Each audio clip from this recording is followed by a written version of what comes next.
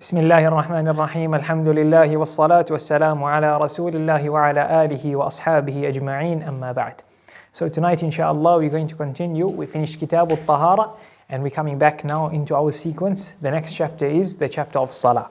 So the Shaykh says, he says that we mentioned that Tahara is from the stipulations of Salah. And we mentioned the shurut of Salah. Shurut, a shart is something that, we'll translate it here for Salah, as something that it needs to be found in order for the Salah to be valid. It needs to be found in order for the Salah to be correct and to be valid. So we mentioned the difference between a shart and a rukn. A rukn is like ruku' and sajda, those things found in Salah. And we said a shart comes before the ibadah, like from a shart is tahara, or we're going to mention facing the qibla for example, that needs to be found before the Salah, but a rukn is in Salah. Ruku' is a rukn, it's in Salah. And something else, another difference is that the shart has to be found throughout the Salah. So when we mention these shurut, like facing the qibla, covering the private parts, it has to be found throughout Salah. But a rukn, a pillar, it's temporarily in Salah. Ruku' in Salah is a few seconds. In normal Salah, it's a few seconds and then it ends. But a shart has to be throughout the Salah. Another thing is a shart can fall if a person is unable to fulfill it. We'll mention it, for example, to cover the awrah or to face the qibla. If one is not able to, then the stipulation falls. So the Shaykh says that the tahara, we mentioned tahara already. So tahara refers to wudu and ghusl, to be in the state of, you have to be in the state of complete purity, right? In the state of wudu, and that means also ghusl. The other thing is to be in the state of free from najasa. And we mentioned with salah those three aspects of najasa. But I'll just mention it quickly, just to recap on it, but very quickly. And that is, when it comes to salah, you have to be having three things free from impurity, right? It's very important, this mas'ala. We mentioned it before, but I'll go through it again. Number one, it has to be your body, has to be clean from any impurity, not dirt, impurity. So impurities we mentioned before. Your body, your place of salah, your buq'ah, and number three, your clothing. I'm calling it clothing, I'm going to explain it better just now. So we say your body. What is referred to by your body? It's your actual body. Your actual body that has to be free from impurities that are not overlooked. Impurities that are overlooked is a small amount of blood from a pure animal or from a human, a small amount of urine. If a person has incontinence, it's overlooked if they've cleaned themselves properly. Those small amounts of impurities that are overlooked, in fact, many of the fuqaha, which is also the riwayah thani in the madhab, is that all impurities, a small amount of it is overlooked. A small amount of any impurity. And we say a small amount is according to a person himself that he would deem a small amount. We spoke of these things before. So we said that is for your body, right? Your body. Number two, your place of salah. Your place of salah has to be free from impurity. And we say your place of salah is every part of the place you pray on that you touch. Right? So that means if you were to check from the back of your feet, from your heels, starting to where your head would end at sajda, that part, those parts that you touch, they must be no impurity, that you touch either with your body or with your clothes. So therefore, if you have impurity, that if you are in sajda, it's by your chest, for example. There's impurity, there's a child urinated on the floor, or you have blood on the floor, or you have something, for example, you took a blood test, not a blood test, but a urine sample, for example. A urine sample, and you put it in front of you. And then you did sajda, and beneath your chest is where the urine sample is. We say your salah is valid, because you are not touching it. So even if there's impurity 1 centimeter in front of your head, your salah is valid, as long as you are not touching it with your body or your clothes. Then number three, the last thing that has to be free from impurity is, I called it clothing, but we'll call it those things that are connected to you, they move with your movement. They are connected to you, they move with your movement. So that means your clothes, for example. If they move with your movement. So you have impurity on your shoes, they have to be cleaned. Even if it's underneath your shoe or on your clothing that you are not touching, it has to be all clean. It has to be clean. We say those things that if they are connected to you. So for example, somebody is in hospital and he's got a drip connected to him, a pipe connected to him, that urine is collecting, for example, in the urine bag. We say this, if the person were to move, then that thing connected to him would move with him. So that is as if impurity is on his body. That is as if impurity is on his body. He's not wearing it, but it's connected to him. Or he's holding a child in Salah, and the child's diaper is filled with impurity. He's not wearing it, but he's holding impurity. That will move with his movement. That will move with his movement. We'd say that Salah is not valid like that. A person who is in that situation in the hospital, if he knows he will be able to, if he can remove the thing during the waqt of Salah, then he does that. If the whole time will go out, he can pray in his situation, and that's perfectly fine because he's not able. We said the stipulation falls if you're not able to fulfill it. Right? So that will happen there. We covered a bit more details in the previous lessons. Then the Shaykh mentions a very important mas'ala. But he says, وَمِن شُرُوطِهَا, from the stipulations, from the stipulations. Because some of the stipulations are not mentioned by some of the fuqaha in this chapter, like being a Muslim. So salah from a kafir is not valid. They have fiqh whether it would enter him into Islam, but it would not be valid. A salah from somebody who is insane, it won't be valid. Somebody who is drunk, his salah will not be valid. Somebody who is a small boy under the age of tamyiz, his salah will not be valid. A mumayyiz, we said either 7 years old or he can understand what is salah, both. That person's salah is valid, but as a nafil. As a nafil. Therefore, if that person were to be baligh in the time of salah, even though let's say he prayed it at the mosque if he's a boy, we say he has to repeat the salah because that dhuhr for him or asr was nafil. Right? So that's what would be with that. So when it comes to salah, the Shaykh says dukhulul waqt. Dukhulul waqt. The time coming in. The time coming in. So there's two things we take from that. And that is, for a salah to be valid, the time must come in. But salah will be valid if a time goes out. Like if you missed the salah and you prayed it after the time, salah is valid. So that's why what's important is the time entering. You cannot pray a salah before the time. If you prayed before the time, your salah is invalid. If you prayed on your thoughts, because you've analyzed outside and what we're going to mention for the times of salah, and you thought the salah time came in. You thought it came in. You were relatively sure, not 100%, you were relatively sure. Then you found out the salah time had not come in, your salah has to be repeated. In this case, if you did not find out my salah, was it in or out of the time? You didn't have certainty. But at that moment you analyzed relatively to be relatively sure, then we say your salah is valid. Your salah is valid until you had certainty you prayed before time. Why we say it's valid? Because you applied what we're going to mention to assume the time came in.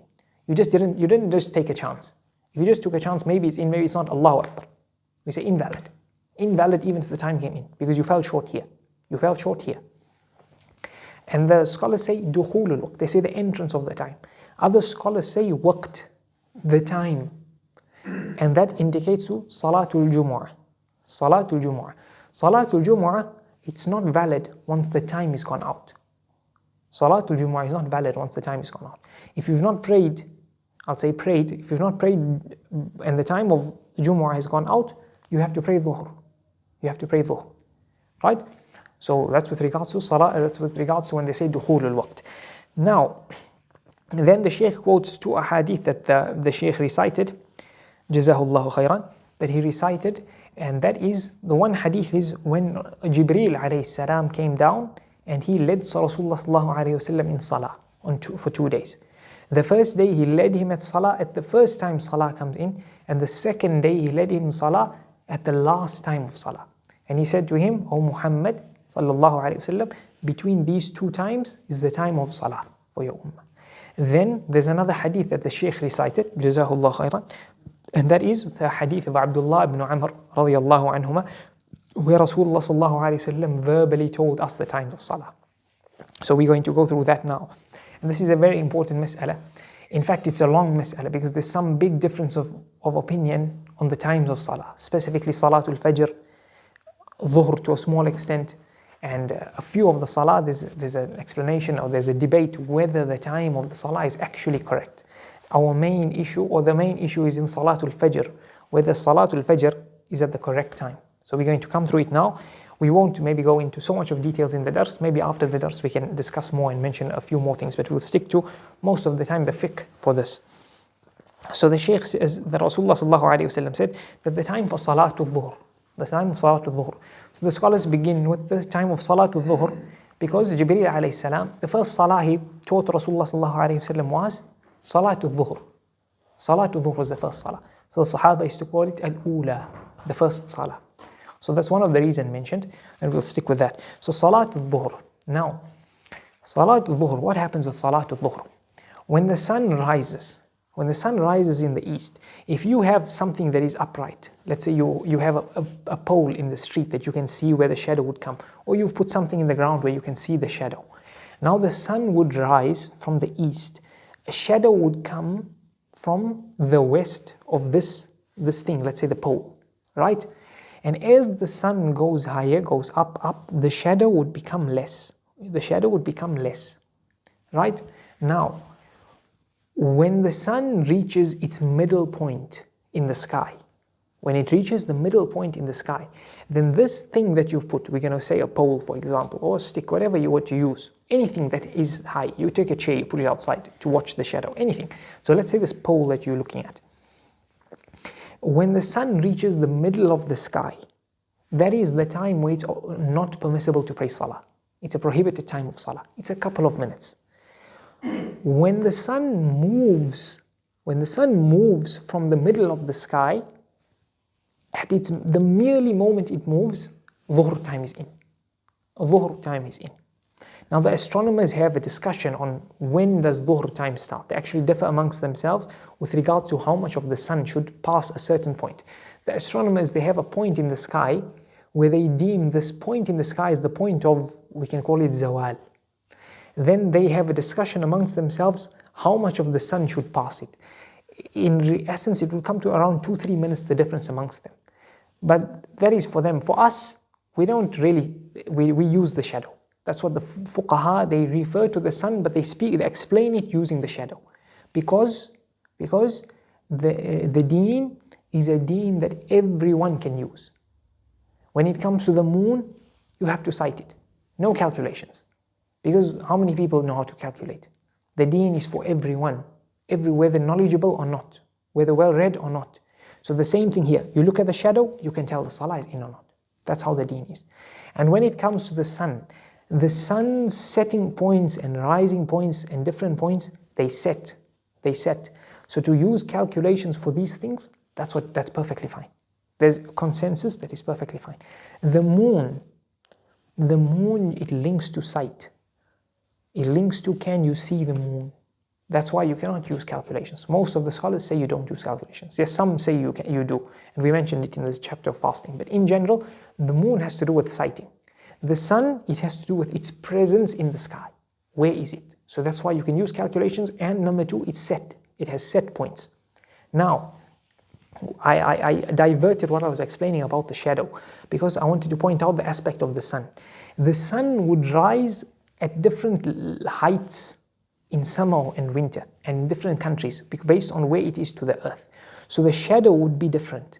Its length would be different between summer and winter, between different countries. So when the sun comes up and it reaches its middle point, in certain countries, when it's right on top, this pillar that you have, there'd be no shadow. The shadow would be gone. Or there'd be a slight shadow remaining. And in certain time periods and certain countries, especially in the winter when the sun doesn't rise as high as the summer, then there'll be a shadow. It will be longer. So the sun it reaches its middle point, this shadow is gone less. When the sun is at its middle point, there's an amount of shadow remaining. It's very important to know this, to remember this. There's an amount of shadow remaining. This shadow does not get smaller. Right? The sun is directly above and there's an amount of shadow. This shadow is called the shadow of Zawal. Fayyuz Zawal. The shadow is called the shadow of Zawal. The moment the sun now goes to its direction of setting to the west, then this shadow starts getting longer. Or if there was no shadow, now it comes. So the moment the shadow starts coming, it's merely increasing, dhuhr time is in. Dhuhr time is in. Right? Dhuhr time is in and it continues. Remember what I said about the fay'uz zawal, the shadow of zawal. It continues until the shadow is the length of this pillar or whichever thing you've put for the shadow, excluding or including the shadow of zawal. Including the shadow of zawal. Meaning, let's say this pillar is 2 meters long. You look at the time of zawal where it's shortened, it doesn't shorten anymore. You can make a mark there. Or you can, if you just, let's say you take a picture of it, and then you make a mark, which point in the picture is this? And now the sun is going to increase. The shadow is going to increase. It's going to increase. We said the pillar is 2 meters. Let's say at zawal it had a shadow still. And this shadow was 1 meter. The shadow was 1 meter. So now for dhuhr time to end, you wait for this shadow to be the length of the pillar, 2 meters, plus the shadow of zawal. So therefore, once it reaches 3 meters, dhuhr time has ended. And it's almost exactly the time asr comes in. Almost exactly the time asr comes in. So that's how it's important to, that's how it is. Some people make a mistake. That's what sometimes you have people assume wrong the times of salah. They say, but the shadow is already the length of the pillar. Actually, somebody was trying to teach the pupils, an Arab teacher, he was trying to teach the pupils the time of Salatul Dhuhr. And it was winter. So he took them out near the time of Dhuhr, and he told them in class that when the shadow is as long as the pillar, your time of Salah goes out, your time of Dhuhr goes out. So they went out, and he's waiting for Zawal, and Zawal happens, and he sees that the shadow is as long as the pillar. So now he thinks something's wrong. Either they teaching or being taught that the time of Salah is wrong, or the Salah time on the calendar is wrong, because the shadow is already as long as the thing. But he's missing this shadow of Zawal. That's very important to know, the shadow of Zawal. Actually, you can check it in the sun. You'll see how the shadow goes less, and then it remains, and then it increases to the other side, and it goes. Then Asr comes in when the length of the shadow is as long as the pillar plus the length of Zawal, right? Asr has 2 times. The best time to perform it, and then a necessary time to perform it. I'll explain what those 2 are just now. So let's go the time to perform it and the necessary time. The time to perform it continues from when this shadow, that's now the length of the pillar plus the length of Zawal, continues until the sun now turns pale or yellowish. Until it turns pale or yellowish, this is all a free time to perform Salatul Asr. So therefore, when you see the sun, sometimes it has no real rays. When you can look at the sun, it's no more that brightness that you now will turn away. That's now, and it's not too far off from the time of sunset. That is now the free time to pray Asr. You can perform Asr at this time, anytime you like. Anytime there's no sun, you can delay it completely. Anytime that's the free time of Salah. Once the sun has turned yellowish, isfirar al-shams, that Rasulullah said, until the sun has fully set, until it has fully set, now that's the last time of Asr. It's a necessary time of Asr. Therefore, this Asr should not be delayed until that time, unless a person was not able to perform Salatul Asr at the time, that is the actual time of Salah. So unless he was really busy with something that he could not leave off, or he was asleep and he only woke up, or he was asleep, in fact you could do it until later, but just by way of example. Or the lady was in hayd and now she's clean, or somebody was sick and now they cured, then now that's an okay time. Otherwise, if a person were to perform Salah in this necessary time, the Salah is not Qadha. It's not Qadha. But if a person left the time until the necessary time without an excuse, without one of the reasons that one didn't able him to perform Salah in the actual time, even though they're both actual times, then it will be sinful. It will still not be Qadha, but he will be sinful. And that's when the Asr time ends. Maghrib comes in then when the full disk of the sun is under the horizon. So the full disk must set under the horizon. The rays of the sun that remains, that doesn't matter. So if you're literally to watch the sun and it goes beneath the horizon, not clouds or something, beneath the horizon, then Maghrib is in. Then Maghrib is in. And that's now the time you can break your fast as well. Once the sun is down completely, right? And this will differ. The calendars are pretty accurate with Maghrib because it's quite simple, sunset.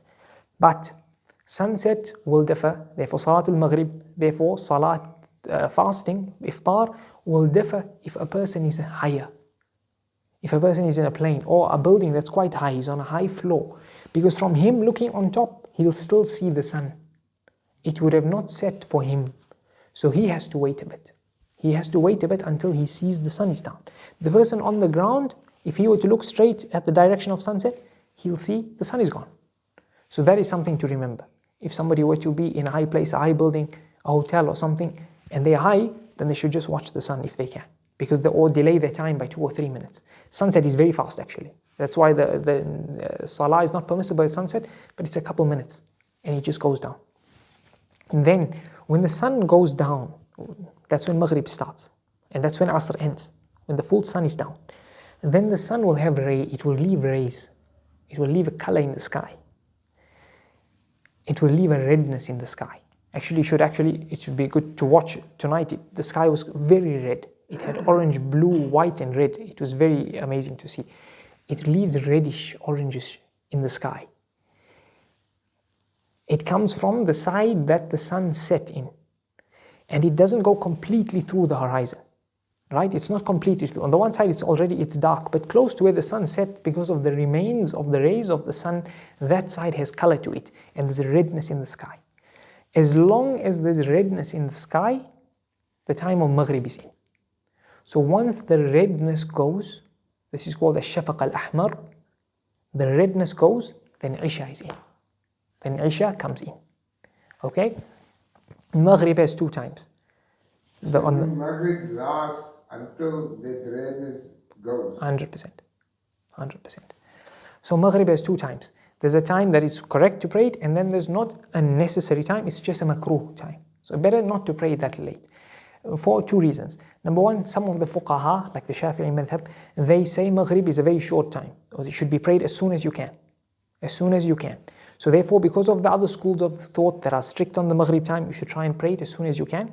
And number 2, once the stars come out, there's still redness in the sky, once the stars come out, just before the stars come out, once the stars come out to when the redness goes, that is a makruh time. It's perfectly fine to pray it, it's correct, there's no sin, unlike the Asr time, there's no sin, but one should try to pray it before that time, because some of the people of bid'ah, they wait for Maghrib. They say that Maghrib only starts when there's darkness in the sky, so they wait for the stars. So to oppose them, you pray Maghrib before that time. So we said once the redness goes, now Isha is in. Sometimes one should be careful. Some calendars, the time for Isha on the calendar is not actually when Maghrib ends. It's not actually when Maghrib ends, like in Saudi, for example. There's a set time, 1 hour 20 or 1 hour 30 after Maghrib, then the Isha on the timetable is a certain time. But Maghrib is ended 10 or 15 minutes before. So somebody thinking they have until this time to pray, as a lady at home, somebody not going to the mosque, then that will be incorrect. So they have to be aware of this sometimes with certain calendars. If the waqt that is on the calendar is not the right time, the exact time it came in. Now, Isha, we said the time Isha comes in. Isha then continues until the time of Fajr. Right? Until the time of Fajr comes in. Now, for Isha, there's again 2 times. The necessary time, the time of necessity, like Asr. Just the same rules of Asr apply to Isha. And the time, normal time, or the best time for Isha is until half the night. Once half the night clicks, then it becomes necessary time. So you shouldn't leave the Salah until necessary time unless there was a real need. You are not able at all to perform the Salah before half the night. Half the night, how do you calculate it? The time sunset, Maghrib comes in. You check the calendar. You see the time Fajr comes in, right? Count how many hours and minutes, divide it into 2. That is half the night. That is half the night. So it's not as some people think, always 12 o'clock, 12 a.m. No, it can be 11:32, 10:30, depends. Then that is your cut-off time for your Isha. After that, it's permissible, it's not Qadha, but it is, you'd be sinful if you left the Salah for no reason until that time. But for Isha, we'll leave that there, we'll come to it now. Then we said it ends when Fajr comes in. So let's start with Fajr going out, then we'll come back to this Fajr mas'ala. So Fajr ends when the sun begins to rise. So the sun is coming up from the horizon. It doesn't mean Fajr ends when the entire sun is up, or above the horizon. The moment this disk of the sun starts coming out, Fajr is over. Fajr, Salah time is over. Fajr does not have 2 times, a makruh time or necessary time. You can pray it all the time there, right? The time that Fajr comes in, this is where there's a big issue amongst the scholars. In fact, even there's a big difference. If you were to use Salah timetables on some websites, and you were to put the different committees of the different countries to see the time of Salah, they differ a lot at Fajr. If you were to use the American one, North America or Pakistan or Qura, or there's many out there. Russia, in fact, there's a few. The time of Fajr will differ drastically. Half an hour, 20 minutes. It will differ drastically. And that has to do with the time Fajr comes in. So there's details there. Maybe we can discuss it after the dars. Let's keep the dars to the fiqh. So the time Fajr comes in, there's 2 times of Fajr. One is called Fajr Sadiq and one is called Fajr Kadhib. One is the true Fajr and the other one is the false Fajr.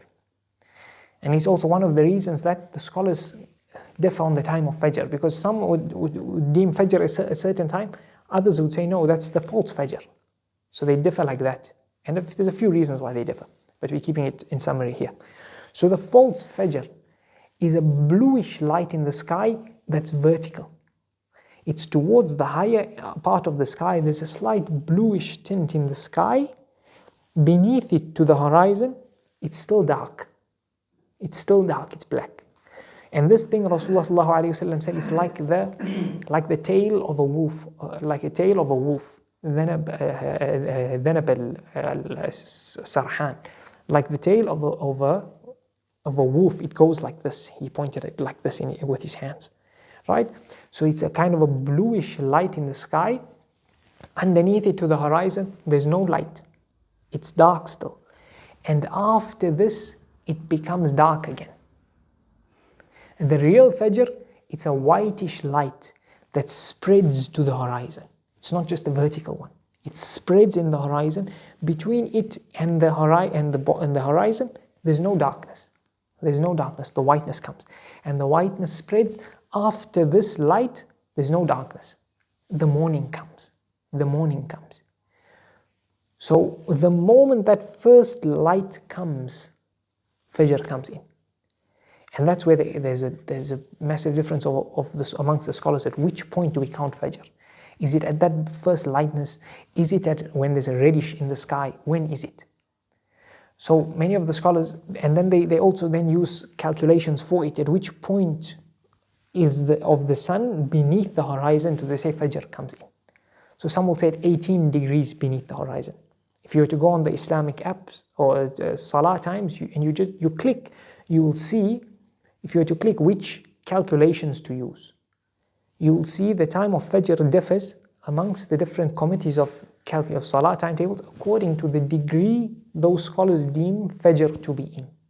So those who say, for example, 15 degrees, that means the sun is closer to the horizon, so their Fajr would come in later.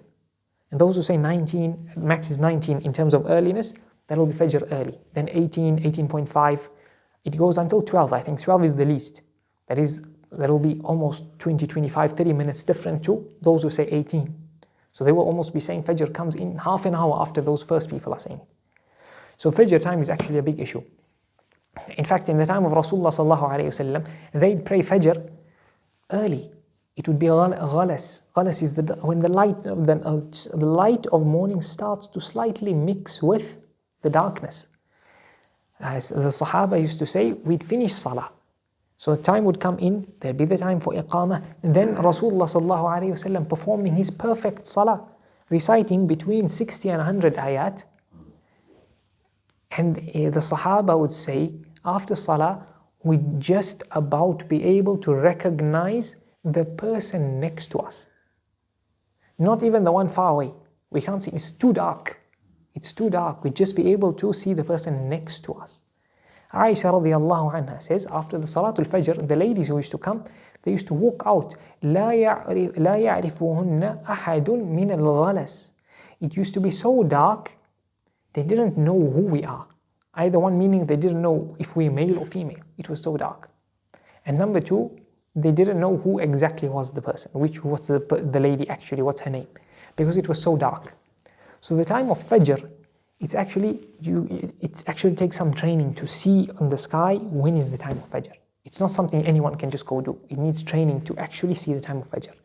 And then with the lights in the cities, because the light is so faint kind of when Fajr comes in, the lights in the cities or even a bit on the outskirts, you won't see Fajr.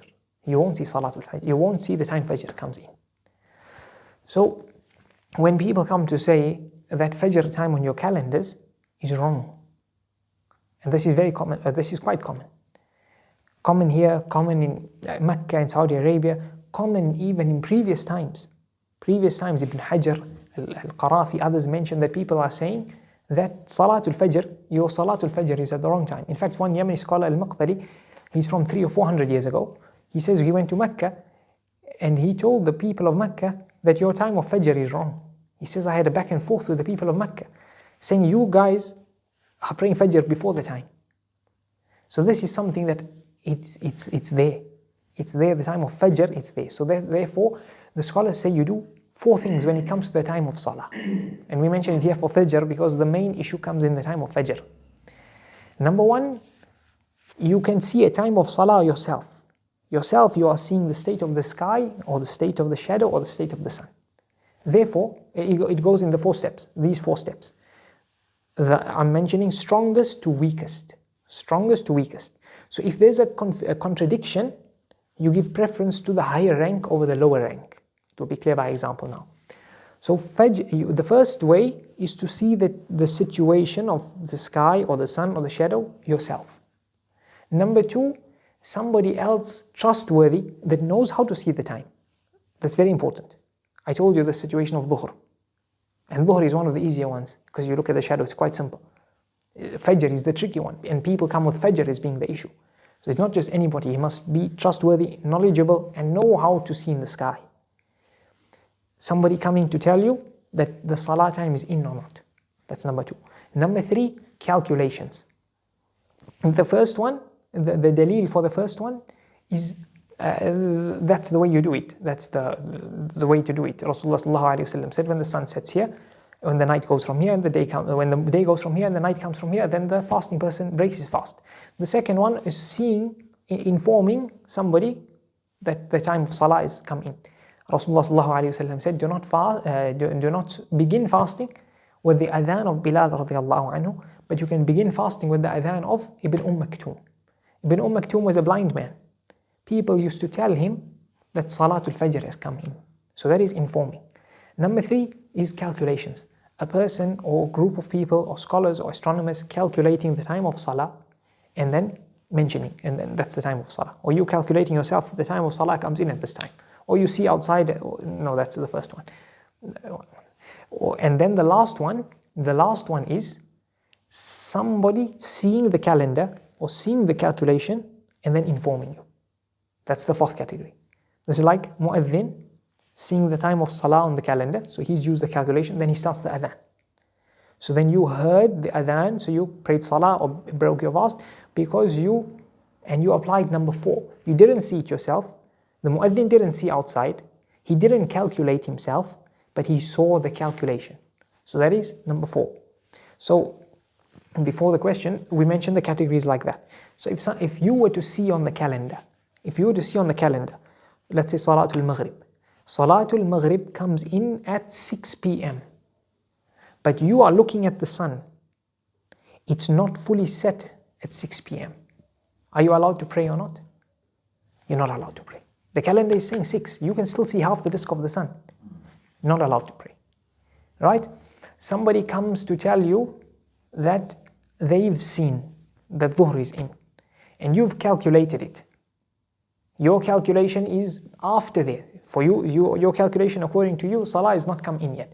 This trustworthy person has seen that dhuhr has come in. Can you follow him and pray Salah? Yes, you can. Because that he's seen, and you've calculated. You've done number 3. Now, if somebody comes and he tells you that the time you began your fast was late. You've began your fast late. We say to him 2 situations. Did you physically see that the time of Fajr has come in already? So you are following the calculations. It's saying suhoor ends at 5 p.m. This man said no, it ended at 4:55. And you ate after 4:55. So we say to him, did you see it yourself, or how are you concluding this? If he says he saw it and he's trustworthy in his knowledge, in his to know what to see in the sky, then we go with what he says. If he has not actually seen it, or he's not trustworthy, or he calculated as well, or there's different calendars, different times, then here you have to use outer things to conclude which calendar is more reliable. So in certain countries, they have reliable calendar. That the people of the city or the town, they follow. It's approved by ulama. Then you follow that. Done. You follow that and done.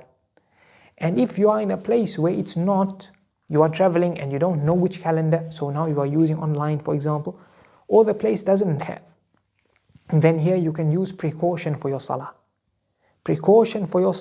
Or even if you want to be extra cautious even at home, but there's no need. If there's a relied upon calendar, there's no need. But for the sake of fiqh. Then for fasting, follow specifically Fajr, follow the earliest one. Stop eating at that time. But for Salah, follow the latest. Then you are sure Salah is in. If you are out elsewhere, that's Fajr, Dhuhr, Asr, Maghrib, Isha, that may be similar, but you can follow the time of the latest one. Then you are sure.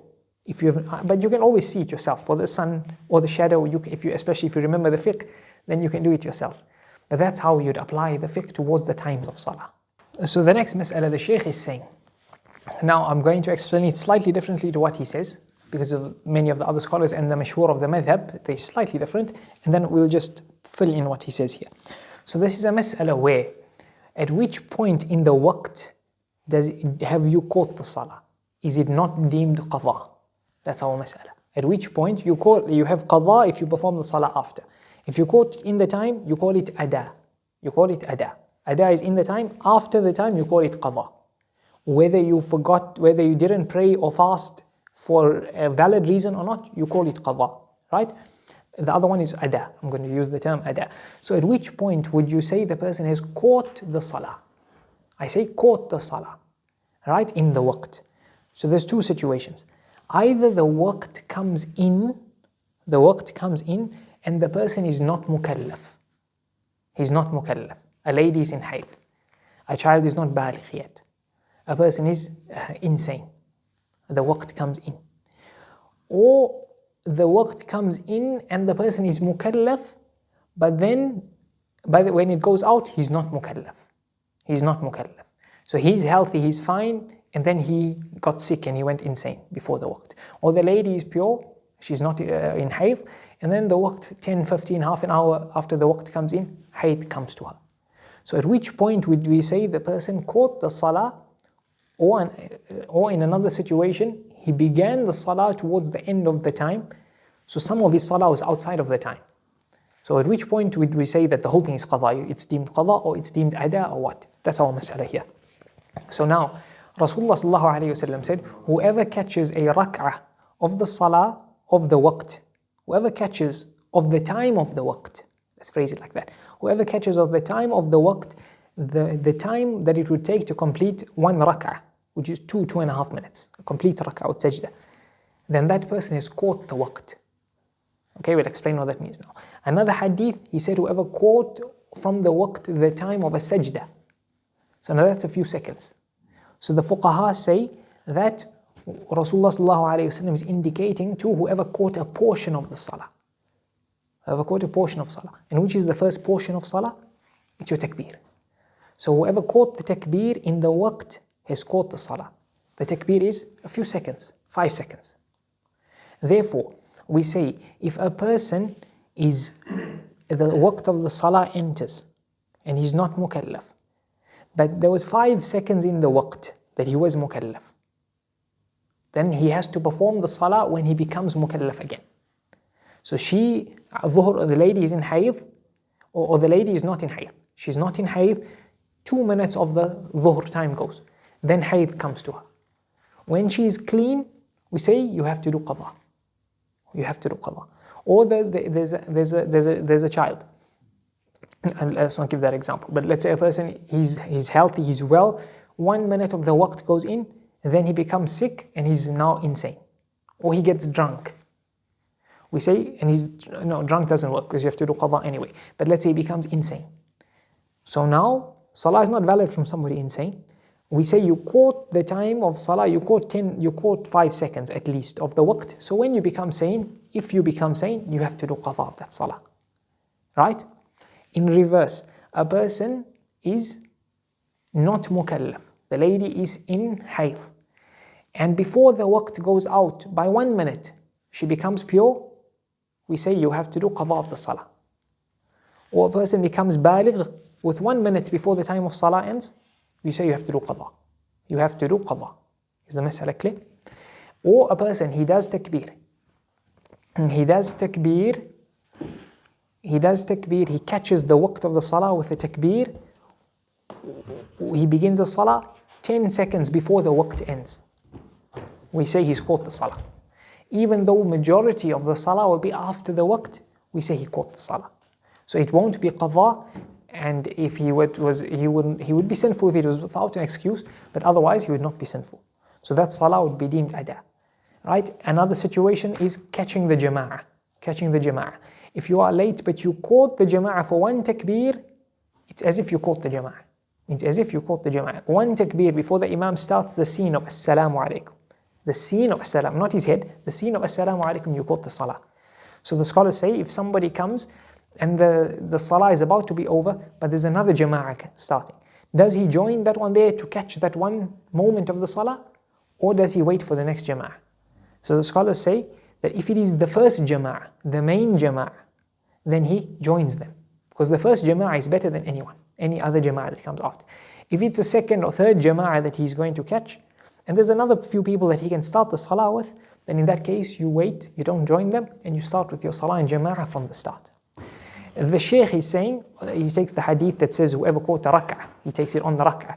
So the Shaykh is saying whoever caught the amount of a rak'ah, this is the riwayah thaniya, of the waqt of the salah, our same masail we explained, except he says a rak'ah. So then you'd say catching 2 to 3 minutes. So both goes, that's the 2 opinions in the madhab. Okay, the next mas'ala, the Shaykh is saying, when it comes to a salah, then a person is not allowed to delay the salah into its necessary time or after its time. The entire salah or parts of the salah at all. It's haram, it's not permissible, unless that is, it's not permissible if a person is able to pray the salah and he awaits the salah time. So if you await the salah time, but you're not able to pray the salah, then you are excused. But not being able means fully not being able, because I'm going to mention something now. And then, so therefore, if the time of salah is very important. What is the first shart of salah that the Shaykh mentioned? The time of salah. That's how most of the scholars say. That they mention the first shart of salah is waqt, dukhul al-waqt. Because that's the most important. Because waqt takes preference over other shurut. So if a person, let's say he's traveling, let's say he's in a bus, he's got no chance to stop for wudu. The waqt is going to go out. He knows he can wait, he'll get to stop and then make wudu. But the waqt is going out, he performs salah with tayammum if he's able. We mentioned the fiqh of tayammum and what is deemed correct dust. Otherwise he performs without tayammum even, because waqt takes preference. waqt takes preference. A person is not able to conclude the qibla exactly, but the waqt is going out, he makes an assumption where it would be and he prays, because waqt takes its preference. A person doesn't find something to wear for salah to cover his awrah, but the waqt is going out, you give the waqt its preference. Unless the salah became obligatory on the person in the last moments. Meaning, we mentioned, let's say a lady becomes pure now, or a person woke up from his sleep. A person woke up from his sleep, then here we don't say, you look here, there's 2 minutes left for salah, wudu is going to take you 3 minutes. Or you're going to use the bathroom and then wudu is taking you 10 minutes. Pray now as you are. No. And here you do give here the waqt takes second place. Because the wujub came in here. And so basically when the wujub comes in last, then you give the other shurut preference. Right? In fact, there's one situation where a person intentionally delayed the salah until the last waqt. Now he has to make wudu and there's 2 minutes left and he has to make wudu. Here, some of the fuqaha touch on this. And they say here he doesn't give preference to the waqt. He doesn't give preference to the waqt. He gives preference to the stipulations and then he'll perform salah outside of the waqt and be sinful. But he cannot pray salah just like that. So when wujub just comes in, he's just woken up now, he just realized that, oh, it's salah time, then he gives the other stipulations chance. Right? Otherwise, if you are not able to fulfill the shart, then you give the waqt time. You give the waqt preference. The Shaykh says the only time you are allowed to delay the salah, you are allowed to delay the salah beyond its time. Because you're allowed to pray the salah in the necessary time. But to delay it beyond its time is when you intend to join the salah. So in the first waqt, you can make the intention to join the salah if you have one of the reasons that allow joining. The reasons for allowing joining, the Shaykh mentioned a few. We'll mention them in details in the fiqh of joining the salah. So basically, let's say you want to join Dhuhr and Asr. You want to join Dhuhr and Asr. So Dhuhr is 2 rak'at for a traveler, or if he's a resident, 4 rak'at. So how long would that take approximately? 5 minutes, let's say, for 4 rak'at. So before there's 5 minutes left of the waqt, he has to make intention. So the intention for joining has to be before there's just the amount of time left in the waqt for the salah. In that case, he can delay the salah until the next waqt.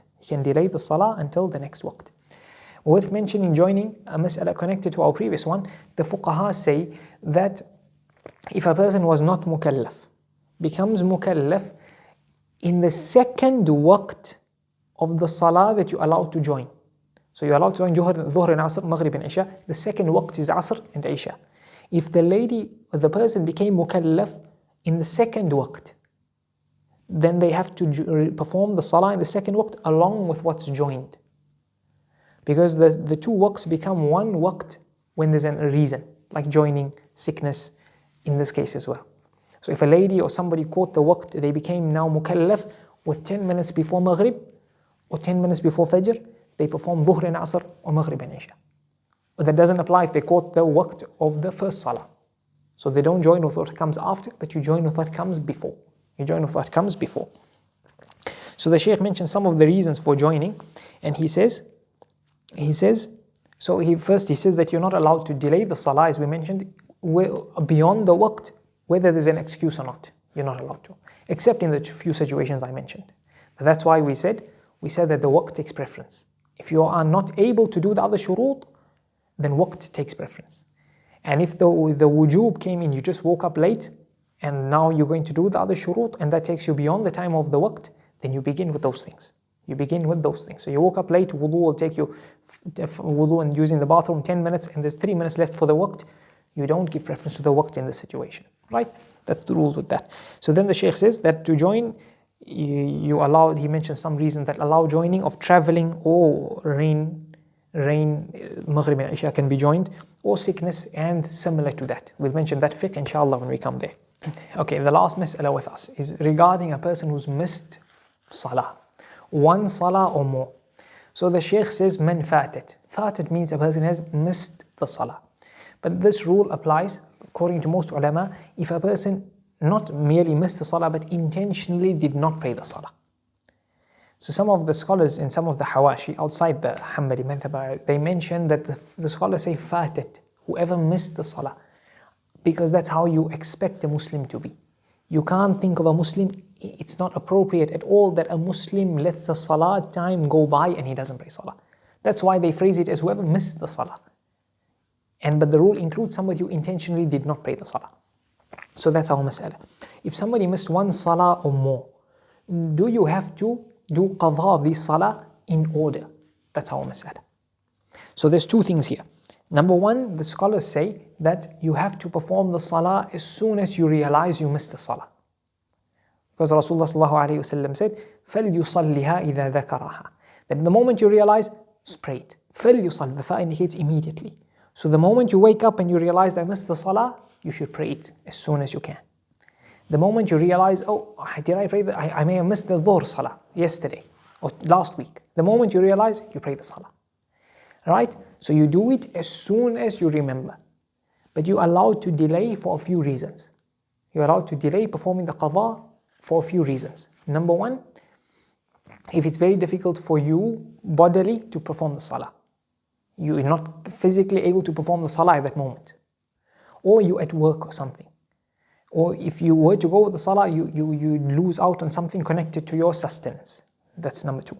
Number three, it's Salatul Eid. So you don't perform your qadha, you wait after the Eid salah. Number three. Number four, the sunnah is that you move away and you perform the qadha at a different place. So if you forgot you missed your salah and you were sleeping in your room, you pray it outside your room. Because Rasulullah ﷺ and the Sahaba, when they were in the one valley, they stopped after one battle, and Rasulullah ﷺ told Bilal radiallahu anhu to stay awake, to wake them up for Salatul Fajr. And Bilal radiallahu anhu fell asleep. So Rasulullah ﷺ woke up with the sun having risen, the rays of the sun. So he woke up panicking. Some of the scholars say either panicking because he missed the salah, and or panicking that did the enemies kill Bilal radiallahu anhu. So then he realized that no, Bilal radiallahu anhu fell asleep. So he said if a person falls asleep over the salah, then that's not negligence. He said, لَيْسَ فِي النَّوْمِ تَفْرِيطٌ. He said that that's not negligence. Negligence is to wait until you let the waqt of the salah go out. Then that's negligence. And in another hadith he says the salah of a munafiq is that he waits. He gives the example of Salatul Asr until the necessary time comes in. He waits. يَرْقُبُ الشَّمْسِ. Then he sees that the time is almost out. Then he rushes through praying the salah. That's the salah of the munafiq, he says. So to leave it like that. So here a person misses the salah. We mentioned those. So Rasulullah ﷺ, what did he do? He didn't pray the qadha immediately of Fajr. He went. They traveled a bit. He moved from the valley. In fact, he said this is a valley that the shaitan have come. And then he moved away, he prayed in another area. So the scholars say to move your place, it will also be, it would be a sunnah to do that. So to delay it for those reasons.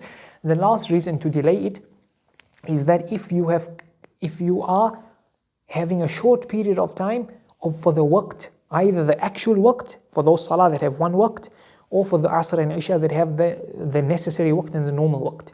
So if there's a short period of time only to perform the actual salah of the waqt, and if you were to perform the salah you missed, your current salah would go out of its waqt or it would go into its necessary waqt, then in this case you delay the qadha until after you pray the salah.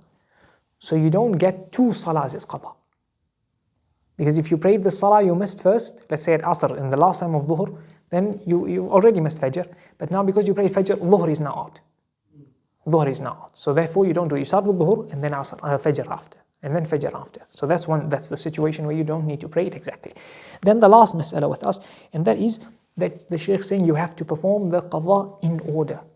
In order. Rasulullah sallallahu alayhi wa sallam in the battle of Khandaq, they were in the battle, so they didn't pray Salatul Asr. Rasulullah sallallahu alayhi wa sallam said, مَلَأَ اللَّهُ قُبُورَهُمْ نَارًا شَغَلُونَ عَنْ صَلَاةِ الْوُسْطَى. That because of the battle they distracted us from performing Salatul Asr. So the waqt of Maghrib came in, but Rasulullah sallallahu alayhi wa sallam began with Asr, not Maghrib. So that shows sequence has to be done. Therefore, if you miss qadha, if you miss a salah, you have to pray that salah before the next one. If you miss many, you have to pray those salah before the next one. Except in a few situations. Number one, or the last situation where you can delay a salah is when you are waiting for another reason. Like you are traveling and you need to go. You're waiting for your plane or people to come fetch you, then you have to go. Or you're waiting for people to come to pray in jama'ah. So some reason that doesn't allow you to perform the salah, then that's fine. You can delay it. Otherwise you should pray it as soon as possible. So the last thing is the sequence of salah. The sequence of salah falls if a person forgot. If a person forgot about his salah, so now he forgot Fajr this morning, and he remembers it in Maghrib. So now he prayed Dhuhr, Asr and Maghrib. But he missed Fajr. So now since he forgot, then we say he can now perform Fajr and the other Salah are correct. Right? So that's one situation where he's forgotten. Or the time, the same thing that we mentioned of the waqt. Either the normal time or the actual waqt itself will go out. So he doesn't do the qadha to delay the other Salah. That's another situation. Number three is if he attends Salatul Jumu'ah. Then Salah, let's say he forgot Fajr of the morning of Jumu'ah, but now it's time for Salatul Jumu'ah. He remembers that Salatul Jumu'ah, but he performs Jumu'ah first and Fajr after. Perform Jumu'ah first and Fajr after. And number four, another situation where he performs is where if he didn't know the rule. He didn't know the rule, then you say that the sequence of the Salah falls. And number five, this is some of the fuqaha mention this. Ibn Rajab mentioned this, and he says that if there's many qadha, and it's then very difficult to perform the qadha in sequence, then this rule drops. Based on that, the last mas'ala, the fuqaha say if a person is in salah, let's say he forgot Fajr and he's performing Dhuhr. One situation he's performing himself, the other one, or ma'moom, the other one he's imam. Now he remembers, we say, before we go to that. Yeah, so now in fact, before we go to that, another situation that the tartib falls is where you are praying a current salah and you remember the previous salah, but you remember it after you've done the salam. So you're praying dhuhr, after salam, immediately or a few minutes after, you remember I have to pray fajr. So this falls under forgetfulness. But I'm clarifying here that it's after the salam of the current salah. Then you pray fajr and all's good. But if you remember during dhuhr salah, let's start with you are not the imam, so you're a follower, you are ma'moom, then here your salatul dhuhr becomes invalid. Your salatul dhuhr becomes invalid, it becomes a nafil, because you need to have tartib. So then here you complete your nafil, then you perform fajr and then dhuhr after. Okay? Unless there's so small time of the waqt that it will not be, there's not enough time to do this whole situation I mentioned. If there's only enough time, if there is slightly enough time, then you cut the nafil. It became a nafil, you break it. You do the salam, you intend to break it, then you do fajr and then dhuhr. Otherwise you complete your dhuhr. If there's so little time, then you do fajr after. Right? That's what happens here. For the imam, if he realizes while he's in salah that I didn't pray fajr, now here if he's imam, he should break his salah. Because because on the mashhur of the madhab, is now the salah becomes a nafil for him. And you cannot be doing a nafil and the followers behind you are doing a fard. Okay, you cannot do a nafil and the followers behind you are doing a fard. That's the mashhur of the madhab. So then he breaks his salah so that those behind can start again, and he prays fajr. Unless there's only a small amount of the waqt, then he continues with dhuhr and then he does fajr after. So with that we covered many of these masail. We'll continue with the next shart inshallah in the next dars. We ask Allah Azza wa Jal to teach us that which benefits us and benefit us with that which He teaches us. Wa sallallahu wa sallam wa baraka ala nabiyyina Muhammad wa ala alihi wa ashabihi ajma'in. Walhamdulillahi rabbil alameen.